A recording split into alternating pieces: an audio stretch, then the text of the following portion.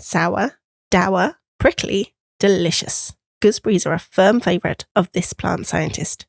But beware a frustrating fungal disease, American Gooseberry Mildew. So how do you know if your gooseberry plants have American Gooseberry Mildew? American Gooseberry Mildew is caused by a powdery mildew fungus, in Latin, Fertilising, mors-uvae. See this light, white, powdery coating on these gooseberry leaves and stems? This is the start of American Gooseberry Mildew symptoms. The fungal growth looks almost like someone has dusted some sugar on the gooseberry plant. You can see that these gooseberry leaves infected with American Gooseberry Mildew also have a very faint yellowing. At this early stage of infection, it's very easy to miss the warning signs. Let's now look closely at the gooseberry fruits. Disaster. Your hopes for healthy gooseberries? Shattered. First, a fine dusty layer of white fungal growth covers the fruit, much like we saw on the gooseberry leaves. But within a couple of weeks, the fungal growth forms a thicker, solid, felt-like white layer over the entire gooseberry fruit. Fast forward another week or so, you can now see the fungal layer on the fruit has turned a dull, muddy shade of brown. The fungal layer feels almost like the skin of a mushroom. The fungal layer will peel off the gooseberry fruit if you gently brush it. In theory, you could eat the gooseberry fruit below the mildew, but I've never been tempted. Meanwhile, the fungus-infected gooseberry leaves have developed small brown speckles. The leaves are smaller, crinkled, wrinkled, and distorted. Wait longer, and some of the infected gooseberry leaves will turn a dry, reddish, crispy brown. American Gooseberry Mildew infection on this plant completely ruined the gooseberry crop this year. Not one gooseberry remained healthy. So, can you stop your gooseberries from becoming infected with American Gooseberry Mildew? And is there a cure or treatment? Keep watching.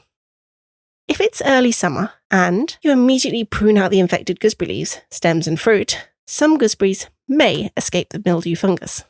But don't worry, now I'll show you how to have a better gooseberry crop next year. Time plus action equals healing, just like life.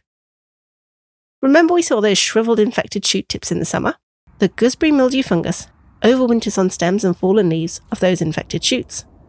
In the winter, we can see the discoloration at the tips of the bare gooseberry stems here, a sign of mildew infection. Pruning out these infected gooseberry stems and shoot tips will help to reduce mildew infection in following years.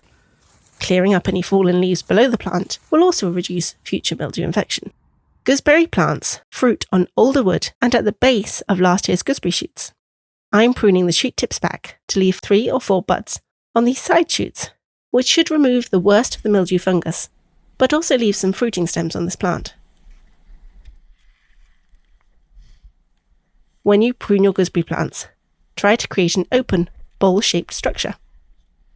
Crowded gooseberry plants like these mean high humidity, which means increased fungal growth. Like with all plants, pruning to allow more airflow means less fungal growth. Next, don't over-fertilise your gooseberry plants. With gooseberries, too much nitrogen-rich feed encourages lots of leafy growth, and as we know, crowded, humid leaves means more fungal disease. So when you fertilise your gooseberry plants, use a feed with less nitrogen and a little more potassium, such as Vitex Q4.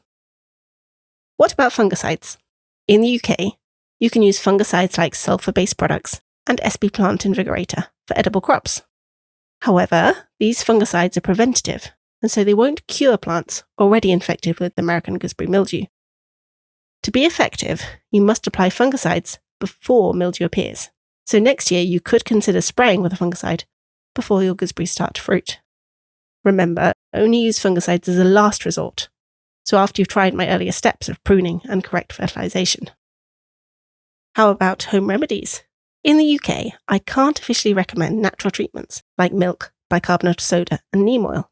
Incorrect use of any remedy, natural or shop-bought, might scorch your gooseberry plant or harm friendly insects and microbes. So before you try any DIY solution, do your research and test it on a small part of the plant first to see if it causes any problems. And what if nothing stops American Gooseberry Mildew? Then you might have an older susceptible variety of gooseberry, like Leveler or Careless. It may be time to instead grow a more resistant variety. Here's 3 options with more mildew resistance. Grow Jubilee for a yellow cooking and dessert option. or grow martlet for a large sweetened red gooseberry. Or you could even grow a josterberry, a closely related thornless hybrid resistant to mildew. Also note that American gooseberry mildew can sometimes infect blackcurrants.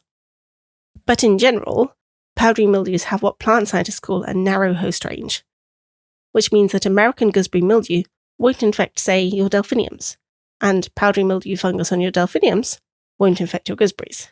A small but happy consolation, wishing you healthy plants and happy gardening.